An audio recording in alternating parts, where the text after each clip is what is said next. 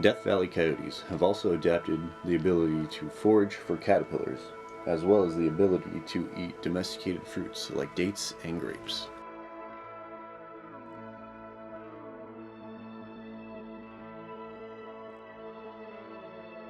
Coyotes are facing threats like habitat fragmentation, invasive species, and highway strikes. Coyote populations have been decreasing primarily due to the burrow.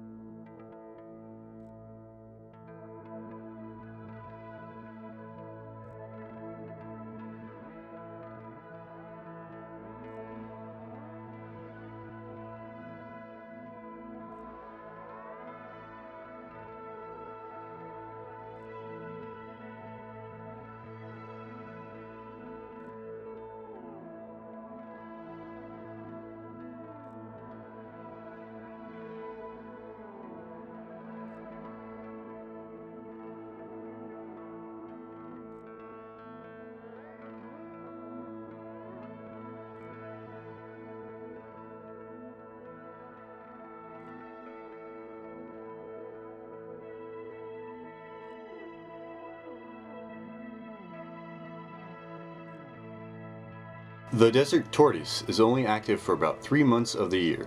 It spends most of its time in a burrow underground to escape the heat. During hot periods, it may only be active at dusk or dawn. They will survive on spring water when available, but get most of their water from plants. The desert tortoise primarily eats leaves, cacti, flowers, and grasses to survive. Populations have been in decline in recent years due to encroachment of humans by off-road activity and disease.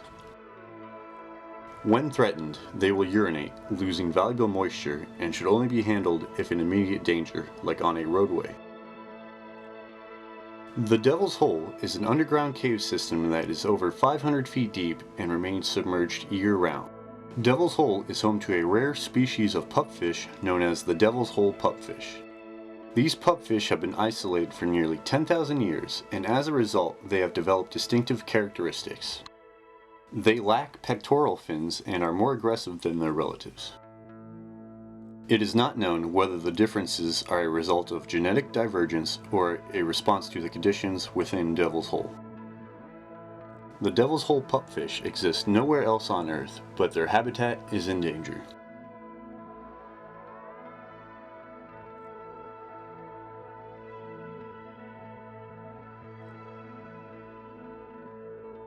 Death Valley is home to a diverse group of species, but they face challenges like drought, habitat destruction, and invasive species they cannot compete with. Historically, Death Valley receives about 2 inches of rainfall per year, with snow runoff from the Amargosa and Panamint mountain ranges being available in the spring to hydrate the valley. But the drought in California has reduced the amount of snowfall available, and when it does rain, it causes flash floods, destroying the homes of the animals that live there. Human activity in the park leads to the destruction of habitat and highway strikes. Death Valley has over 1,000 miles of road. As a result of the off-road activity, animals like the coyote and tortoise are put in danger. Along with burrows, there are a number of invasive plant species to the park. Tamarisk, California fan palms, and date palms all use up too much water competing with the native plants. Oleander is toxic and if consumed will lead to death. These species were brought to the valley by settlers and have continued to cause damage ever since. Death Valley remains to be a changing landscape with diverse ecosystems throughout. With proper management, it will stay that way for years to come.